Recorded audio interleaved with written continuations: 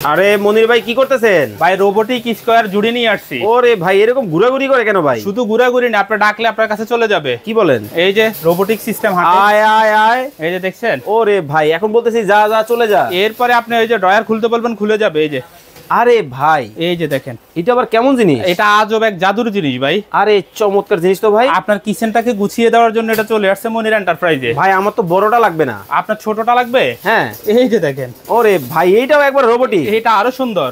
Wow দেখেন যে। কত চমৎকার। কিন্তু ভাই আলু পেঁয়াজ কিসে রাখবো? আলু পেঁয়াজ সব রাখার জিনিস আছে আমার কাছে। কোন জায়গায় ভাই? এই যে দেখেন, আমার তো ভাই 4 তলা লাগবো। এই যে 5 তলা ভবন, 4 তলা ভবন, 3 তলা ভবন সব আছে। সব আছে। দেখেন মানে কয় তলা লাগবে? 4 তলা? যেটা লাগবে আপনি 5 শুধু তলা? মনির এন্টারপ্রাইজে যোগাযোগ খুলেন করবেন। তো দেখি।